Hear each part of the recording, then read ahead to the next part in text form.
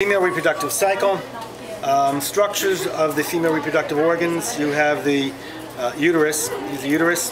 This is the cervical cap, and this is the vagina leading up to the cervical opening.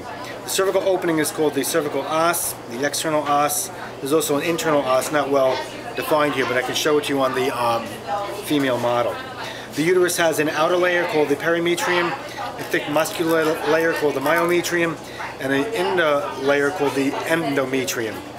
The ovaries, which produce the follicle, are held in position by the suspensory ligament here, the suspensory ligament, the ovarian ligament here, the mesovarium above it, and the broad ligament below it.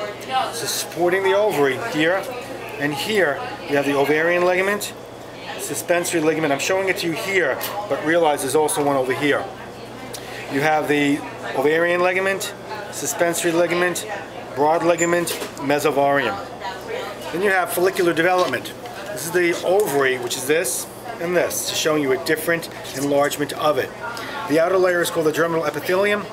The inner layer to that is called the tunica albuginea, and everything other than these developing follicles is called stroma.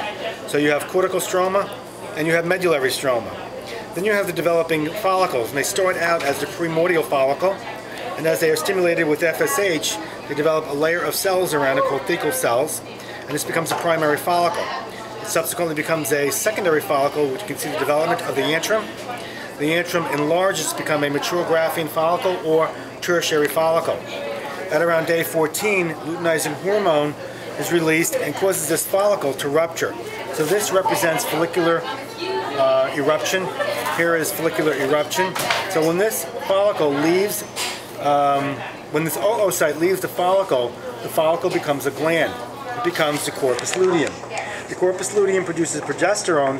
Progesterone stimulates the endometrium to become vascularized, and that's what's going to support implantation if fertilization occurred. Now, when the corpus luteum no longer produces progesterone, it becomes the corpus albicans. As it no longer produces progesterone, there's no longer a stimulus for vascular development, and as the level of progesterone drops, you have that sloughing off, marking the beginning of the menstrual cycle. Again, getting back to the follicles. Primordial, primary, secondary, tertiary. Germinal epithelium, tunica albuginea, cortical stroma, medullary stroma.